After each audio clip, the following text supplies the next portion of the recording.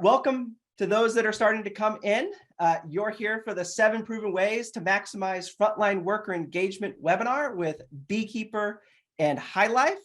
So today we have Sarah Moore, Chief Marketing Officer at Beekeeper, Katie Chaput, Marketing Communications Coordinator at HyLife, and Tim Focht, Lead Marketing Coordinator at HyLife.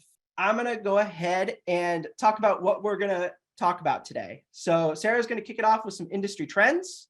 Then we'll talk about what makes employee engagement hard, creative strategies to drive engagement, connections between process and engagement, and then we'll close it all out with a live Q&A. With that, I'm going to pass it over to my colleague, Sarah. Take us away. Thank you, Logan. I'm Sarah Moore. I head up marketing at Beekeeper. Thrilled that you all have joined us to hear about this great story of frontline success from Tim, Katie, and the whole HyLife team. As Logan said, I wanted to set the table. We have some folks who are just getting introduced to Beekeeper. So I want to start by sharing that our mission, our reason to come to work every day is to help empower frontline businesses in food production and manufacturing, hospitality, retail, construction, you name it. The frontline businesses that keep our world running. We strive to give them modern, better ways to work, to drive employee communication, collaboration, engagement, productivity, and happiness. We believe that frontline workers are the engine that drive any business, any frontline business, and it's our aim to help our customers serve them even better. So we work with over 1,000 companies globally. We have more than 1 million activated users across those businesses. As I said, they span a variety of industries, and I thought that sort of makes us, or gives our team some insight, and we'd work very hard to stay on top of the trends that affect all of you every day. And the clear headline globally for every single business is there's a labor shortage globally for all businesses, but it's particularly acute in some frontline businesses. That in fact, there's a Deloitte study that came out last year where CEOs said labor skills shortage is like they predicted would be the biggest disruptor this year. And I think that has proven to be true as we sit here. The study came out in the winter.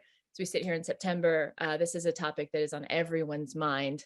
And it is exacerbated by the fact that our Great Resignation, while it's leveled off, it continues. In 2021, we saw 48 million people leave the workforce just in the US. This is a stat that comes from the US Bureau of Labor Statistics. And we know that in the first and second quarter of this year, as I said, it plateaued, but it hasn't rebounded to old levels. So we need more staff, and yet there are fewer workers, which makes it more and more important for us to understand what are some of the other reasons why that might be happening. And so there are 3 macro trends that we see fueling this dynamic. The first is inflation, rising costs for everyone. Housing, childcare, groceries, gas is all getting more expensive. That's creating some economic pressure that are causing people to make some employment changes. We also see big generational and cultural shifts in workforces, especially seasonal workforces, where some of the needs and what makes an employee want to stay or be happy are shifting. And the nature of frontline businesses, workers tend to be remote, physically disconnected from one another. We know that there are language barriers and other things, technology barriers that make engaging the employees you have harder than ever today. So that's the macro picture. As I told you, we have 1 million activated frontline workers who use Beekeeper software on a regular basis. And so every once in a while, we'll survey them and ask them their perspective and their point of view directly. And in the last study that we completed, or survey that we completed with them, unsurprising, it's not just CEOs who worry about this labor shortage, it's the workers themselves. That the number one stressor across the board, across industries and regions, is staffing. 90% of our respondents said it's the number one stressor. And then we also ask them what motivates them. And it is sometimes surprising that pay isn't always number one. In our survey of about 1,800 respondents, they rated the first and foremost, workers come to work and want to do their job well. They want to finish on time. Positive feedback, recognition, acknowledgement. We're going to hear some cool stories about that today. That's number 2. And then we live in a dynamic world. Businesses are constantly changing. Sometimes we neglect to explain why things change for workers. And our survey respondents said that that's their number 3 motivator, that when they understand why things change, it helps keep them motivated at work. Why is their perspective slightly different than we might expect? Well, we always have to remind ourselves that a frontline job is very different than the desk jobs, the office work that I do, that Logan does, Tim and Katie. Our users of Beekeeper are not sitting at a desk. Your frontline workers and farms and plants at HyLife are out in the field. They tend to speak different languages. Their methods for coordinating and collaborating are offline. So state of the art for them is often paper, in-person communication, phone calls, old school phone calls, group text messages. They're offline in terms of trying to coordinate everything from scheduling to specific tasks on the job. The challenge with engagement and employment, we see a lot of turnover, and it's hard work. It's hard fit work. It's physically challenging. They're on the go, they're on the feet. So their needs in terms of what it takes to connect, communicate, engage, and make them productive are going to be different than what we see with office work. So that's a little bit of the state of our world as we look to empower more and more frontline businesses. I'm going to hand off to Tim now so he can give us a bit of background on the HyLife business and what you guys do. Thanks, Sarah. So Katie and I both work in the marketing and communications department here at HyLife for about 30 years now. We've been building our fully integrated business model to be premium pork producers, providing product around the world. And we're well on our way toward that. Since about 2014, we have been delivering that product to a number of premium markets. And lately having hit our employee number of about 4,500 people worldwide, mostly here in Manitoba, Saskatchewan in Canada, and North Dakota and Minnesota in the States. And that's across our barns, across our feed mills, across our production plants, and across our heavy fleet network as well. And we have lofty goals. So for us, our vision is to be the best food company in the world as we continue to grow. Of course, internal communications structure, plan, infrastructure is a top priority for us, and Beekeeper has been critical in helping us fill that need. As well, we're absolutely committed to taking care of our employees, customers, and communities. The first of that trio, of course, you can't take care of your employees unless you're there for them. And to us, that means visibility and doing our best to communicate as best as we can with every individual. And we're going to talk about that a bit today. Awesome. Thank you, Tim. So now we're going to move to the conversation between us, and we've prepared a few questions just to get the ball rolling. First and foremost, what is it in the HyLife business, or what is it about the HyLife business that makes employee engagement hard, not easy or simple, straightforward? Tim, could you kick us off with that? For sure. Definitely the physical separation of different employee groups. So as we talked about, we started entirely in farm operations at HyLife. So we had barn sites. So between a barn to barn, a very familiar word of mouth type of culture for a lot of years. As we expanded, obviously we grew our administrative structure, as well as a number of other frontline types of buildings with different sorts of operational needs within the company. So key among them being our barns, our feed mills, our drivers, and then our plants as well. We have one in Canada and one in the States. So you have a very large employee base spread across hundreds of different physical sites, sometimes maybe not with internet access, sometimes maybe even not with cell phone access. It can become quite difficult to keep everybody informed, feeling like they're part of something larger, and especially informed of real-time news and updates and any sort of communication that we might need to send. So the difficulty for sure is how do you choose your internal communications infrastructure in a way that covers, as we talked about, 4,500 people spread across all these spaces. And do you see language differences across that? Like, are there other ways that they're disconnected? There's the physical disconnection. Is there language barriers? Or you mentioned also just the type of work that they're doing is very different. So it might be hard for somebody at a plant to relate to the driver, to relate to the person who works on the farm. Absolutely. So when you think about traditional access to information, hard media, and even things like memos and things like that, you can imagine the difficulty of keeping those things common, keeping them timely, and keeping people actually interacting with them, depending on which of those workspaces they're in. So yes, of course, a plant worker and a barn worker, there might not be a lot of crossover in their day-to-day, and there might not be a lot of crossover in their understanding of what each other does. On the language front and the cultural front, we're lucky to live in such a rich province, culturally very diverse. And as we continue to grow, we see such great representation across our company and across our workforce. With that, of course, comes a number of language barriers. We're pretty well represented across the board, I'd say, with majority secondary languages in different spaces. So for us, a platform that allows us to basically just solve any kind of translation issues that we might have in real time is critical. As working on a communications team, we're not always able to meet those needs depending on which group we might need to speak to. And so Beekeeper as well has the inline translation feature throughout the app that we make great use of to solve that problem. So if you can't communicate with someone in their native language, it's really hard to get them engaged with the business and feel like you've talked, Tim, about wanting to, in your vision, to make all employees feel well cared for, part of a broader, of a whole picture. And so that basic thing of speaking to them in their language is really crucial. Yeah. Absolutely. Even just the reminding ourselves all the time when we talked about visibility and accessibility. So is it true to take care of the individualism, of an employee, and any way that you can do that, you should definitely take advantage. Mm-hmm. So getting started, it had to feel a little daunting. 4,500 people, different languages, hundreds of locations, physically dispersed. Was there any skepticism that you could get all those people using software on their mobile phone?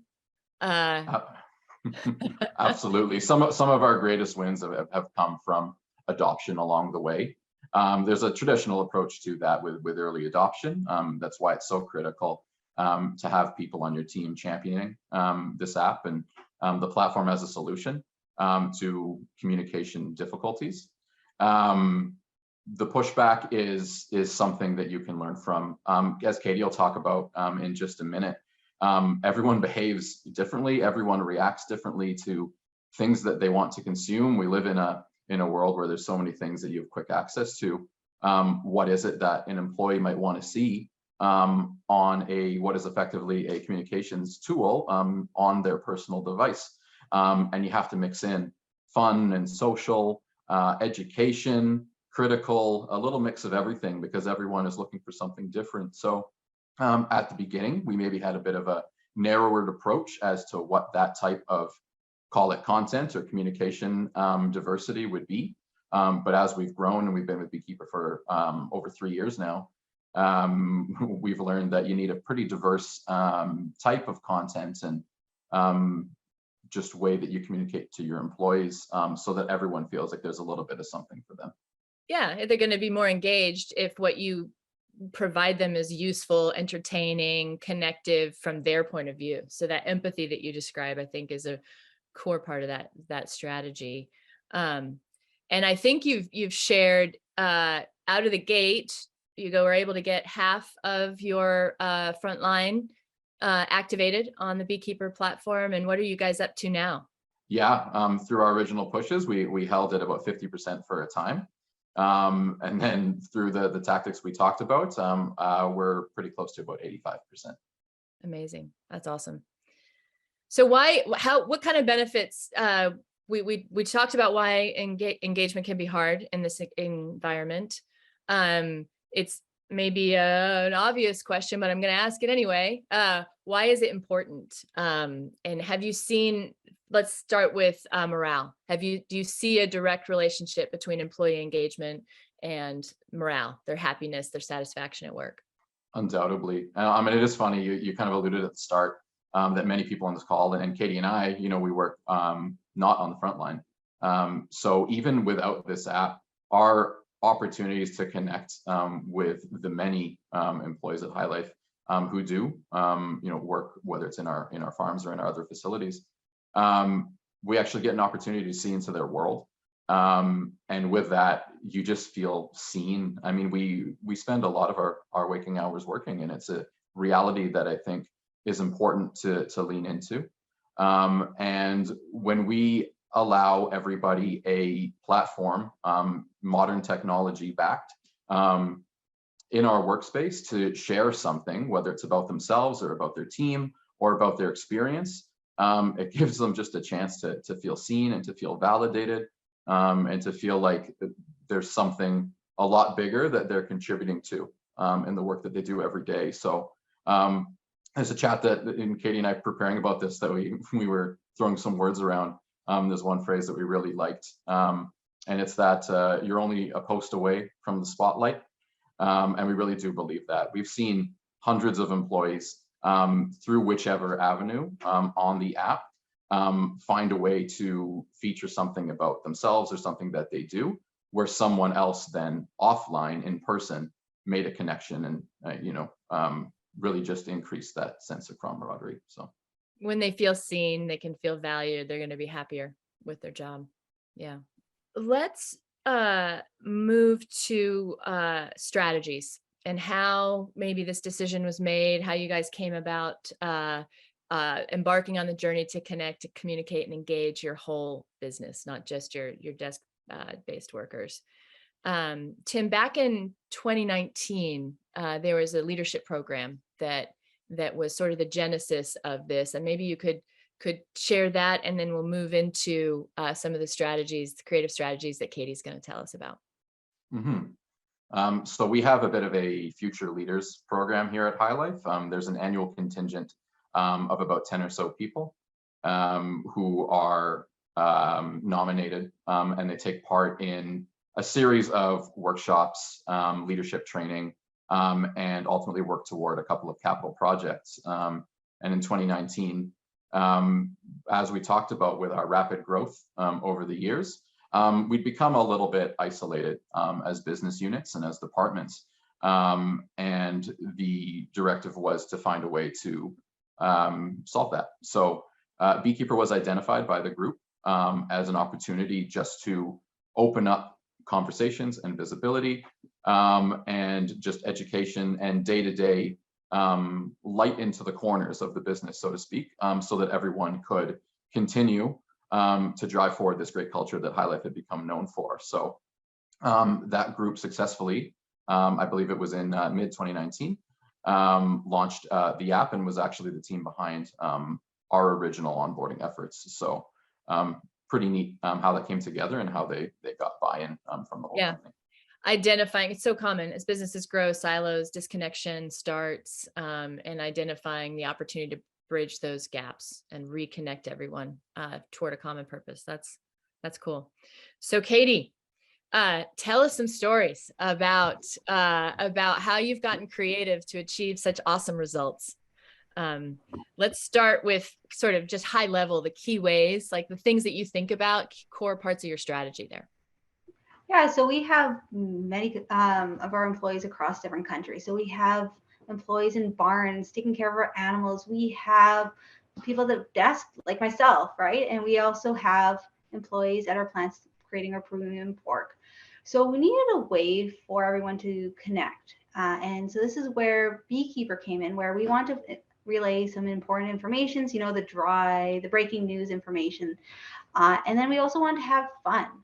So we really built this community with our employees where we relay some information, but they are also partaking in it. So we were asking them to share what's going on at work, maybe showing their appreciation to their employees and just learning a little bit about their departments. And then we asked them to take it outside their 9-to-5 job and show us what they're doing outside of work. So we've had employees showing us some recipes. As social media has grown, definitely people are showcasing that. So it was great to learn different recipes, especially with our pork products. And as well as like in June, we had employees just showcasing their children graduating, and lots of people were just congratulating them, just having these conversations that they wouldn't have because everyone is in different locations. One of the ways we actually have done it is we've reached out to our leadership and asked them to really showcase some of the employees that are going above and beyond. And this is a campaign that we call Going the Extra Mile. So we get a quote from the leader, we get them to take a picture with the employee, it could be something fun or just showcasing, giving this gift card. And we open it up to our employees on Beekeeper to congratulate each other and to show what each department's doing and how they went above and beyond. And this is actually folded out even more as our employees connect outside in the lunchroom or the cafeterias, and they kind of know each other. And so they're building these relationships now outside their screens, outside their departments.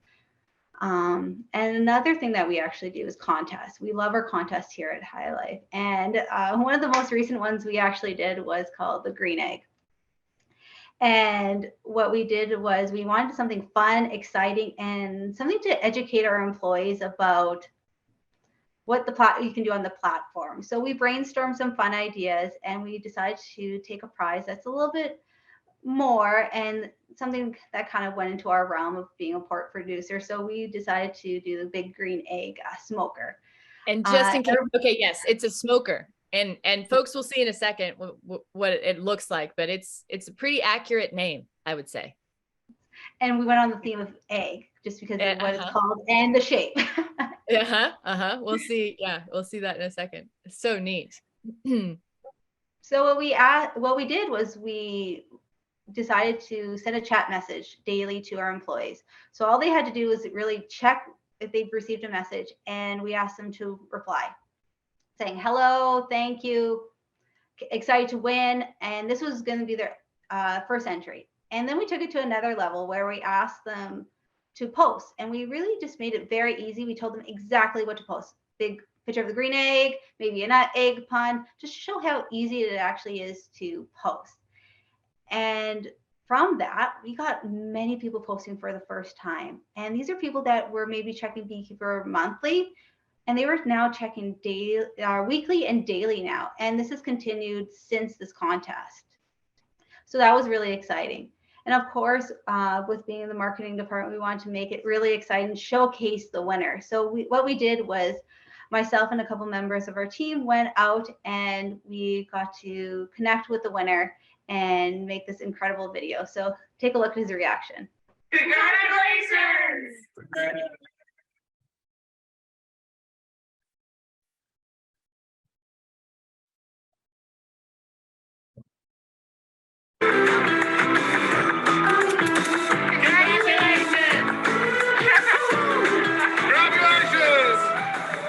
I want to thank HyLife and our marketing team from head office in the Brokery coming to the awesome town of Corn today. We have a very big surprise and announcement for Chris. Oh, for me? For you. Yeah. So, without further ado, Chris, you Did I won? are the winner.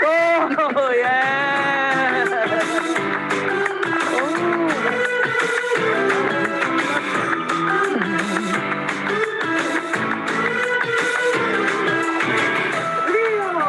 Oh, nice. Thank you. Oh, nice. Thank you. Big green egg, yeah. Big green egg. I've been egged. Yeah. That's such a good pun. The egg puns must be as prevalent through that campaign as bee puns are at Beekeeper. I got it. Absolutely. I got it. Yeah. So Yeah, right there, he actually mentioned he got egged, and that was actually the ongoing theme of it, getting egged. So it's kind of shows the power of Beekeeper, that messaging came across. So he said it. He just said it off of him. It was awesome to capture that. But as you heard, that everybody else around him was laughing because they understood that was part of the campaign. Yeah. That's one of the hardest things as comms professionals is we talk at people all the time. It can't always be easy to tell if they listen, but that's a great example. Making it fun, putting the workers first, giving them a reward, acknowledging job well done will help improve the effectiveness of your communication because it's two-way and there's something in it for them. Exactly. Yeah, I love that example. That's really awesome. So let's take that idea a step further. building on corp comms and pushing information out to remote locations in different languages, and that really tricky communications challenge that if we do it well, we improve engagement, we get laughs, we get people happy, we get them feeling valued and seen. It can go even a step further and start to improve business processes. That when you have a disconnected location from home office or from one another, that there are some ways that you can improve on that. And you guys had shared an example of a business process that can be tricky, and yet it's ubiquitous. Everyone has the challenge of employees that don't show up to work, that need to be absent for valid reasons. It happens all the time, especially through a pandemic. But there's a business process that was in place before, and then Tim, maybe you could share how it changed and evolved with Beekeeper and how it's working now. Absolutely. So in our USA plant, we were approached by the process owner, I guess, of what you call the call-in process for a no-show type of situation. And it was getting to be a little bit cumbersome for them. We have multiple shifts, obviously. For an AM shift, if an employee were to call in about an absence, you're talking about a verbal phone call at a very early hour, and now again, potentially with a language barrier or a language disconnect, and about something that maybe causes the employee a bit of anxiety, whether it's about different types of supporting documentation or reasoning. It can be a difficult and anxious conversation for people on both sides of that call. And now if you increase the volume, you could potentially be having, a dozen of these per shift. So it's a bit of a burden. When you say early, Tim, tell us how early in the morning are these calls being made or received? Yeah, probably on average, anything between maybe 4 and 6 a.m. So morning. Yeah, that's early. Mm-hmm. So burden on both sides, and especially on the admin team, tasked with also recording and following up on a number of these things. So Beekeeper as a communications tool, it's also about recommending communication solutions. So when we became aware of this, we thought it made a lot of sense to try out the forms feature on Beekeeper, which is exactly what it sounds like. You set up basically a single sheet or a single link form with very simple to answer questions. In this case, there were several, just identifying information, reasons, and things like that, where the employee could now submit that form within a certain time frame. And the administrative team on the other side of that both receives that within the window that it's required in, has it archived for easy follow-up purposes, and also receives timestamps on those submissions. So basically it accomplishes a number of things, but namely, you're removing just a difficult and physically challenging conversation at a difficult time. And you're also removing gray area between how those sorts of processes go, whether that's the he said, she said type of thing, word of mouth, and things can be lost in translation. This way, the accountability on both sides was greatly increased, and a lot of time obviously given back to the admin team. So since the launch of that form, I think we've seen close to about 2,500 submissions on it. So extrapolate that out to the number of conversations that would have been had, and we consider that a pretty big win. Yeah, and if they're getting that communication faster, maybe they can fill the role quickly too, so that the absent employee doesn't leave an empty shift. I would imagine a lot of potential downstream benefits to the business and the whole team on the ground when we take stuff from paper and phone and put it in an easy to use mobile app. Great. Well, that is most of the content that we had prepared to talk about today, the topics, stories. Thank you, Tim and Katie. To summarize for the audience, here are the 7 proven ways we promised that we've covered in one flavor or another that help you have the outstanding employee engagement that HyLife's achieved. First, being egged with a green egg literally delivered to you at work is a really fun, people-centric way to drive engagement. And the fact that to participate, all they had to do is something super simple, post a message or respond to a message. I think it sounds like it's shown that starts the ball rolling. And then once people are in, they love it. Empowering with two-way communication. Sometimes there's anxiety about allowing teams to talk to one another or to home office directly. Our philosophy is you got to put the employees first. They need, if you want to talk to them, you need to speak with them as well. So you guys have done a great job of that. Building community across the organization. You talked a lot about this, like getting to people to feel seen and heard and appreciated helps tie them together more closely as human beings and make them feel more engaged at work. From the jump, from the very beginning, you guys had buy-in. This was an idea that came from the leadership team, and they have supported and participated throughout the process. Got great onboarding and training process in place, recognizing good work when it happens, and then focusing on things like that absentee paper-based process, taking it out of paper forms and putting it online, digitizing on a simple to use mobile app. So those are our 7 ways. You guys have done a great job of that. Thank you again, Tim and Katie. I'm going to hand off to Logan now to close us out with any questions from the audience. Great. Thank you, Sarah, Tim, Katie. I think this has been a great session. We've had a number of questions come through. I'm going to go ahead and start to pick through some of them. The first question, I think, comes all the way back when we were talking about getting people on the platform.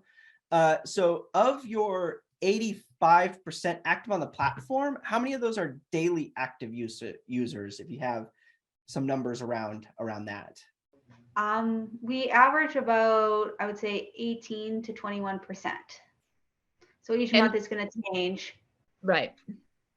So yeah, so we get quite a bit. These are employees that are coming every single day. So that's great. And then our weekly, I think it's about 50 to 60%.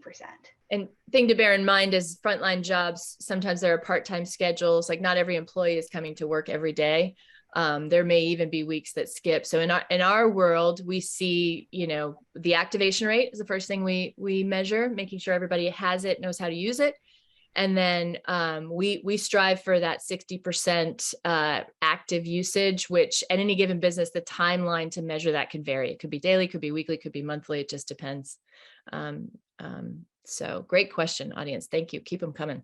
So we've got another question. I'm trying to just summarize it real quick on the fly here. So it's about, so all your programs that you talked about, Going Extra Mile, Get Egged, are good for employee engagement. Have you seen this impact employee retention, or do you feel that it impacts employee retention at HyLife as well? Certainly not a metric, I'd say, to track that by. But again, I mean, we talked about the way in which we've adopted this strategy at HyLife. And for us, it's very much about full buy-in, really, from everybody on the HyLife culture. We think that's the driving force behind our entire vision of why we do what we do. And we think it really, frankly, the results do speak for itself. I mean, the type of proof that you've seen with this contest and Chris's reaction, we've seen that so frequently. And it's so awesome for us to see the types of feedback channels that are available, whether that's more severe things, of course, like HR representation and that kind of communication, all the way through to just event recaps and the types of things that we do together, the type of follow-up engagement that we have from people who maybe we've never seen on the app before, always coming in and participating and learning about it and becoming a fan. I think that we would definitely tie that cause and effect together. You had mentioned early on, you went through a bunch of growth at HyLife. And how was, or I guess the question is, was Beekeeper used during that growth period? Bringing the employees in? The question that I'm seeing, Logan, is the acquisition specifically, like acquiring companies, having to merge teams. That's a common challenge that we see across all frontline industries, but particularly in food production. So how was Beekeeper used in that experience? Obviously, a large example for us. So we talked about the fully integrated process. For us, that was talking about really just owning the entire operational structure. And we had done that prior to bringing Beekeeper in. But after using Beekeeper as a company, we did bring in a large number of new employees. our plant in Windham, Minnesota, saw about at that time under 1,000, but a fair amount of new employees to the platform. So that enabled us to basically roll out the whole onboard machine again. And we'd already done it, like we talked about, at a number of these remote sites through a number of different ways. There's the way where there's, say, a necessary process, like, hey, to go onto Beekeeper to find out this type of information about transportation or shift information or those sorts of things. That was a big buy-in piece for us, obviously, with that new team, but also the other way too. We showed here today that Beekeeper for us is really about energy and fun and social as much as it is about corporate communications. And we brought an element of that too.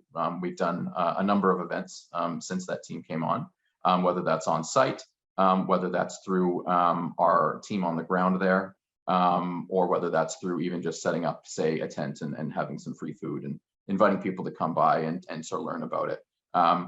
Again, many different behavioral types of people, but you always start with the leadership and the champions, and we found success doing it there as well. So, and onboarding hundreds of people at a new location without something like Beekeeper is a pretty big strain, I would think, on the HR team and the like. That process would have taken longer, I would think, if you didn't have a solution like Beekeeper in place. No.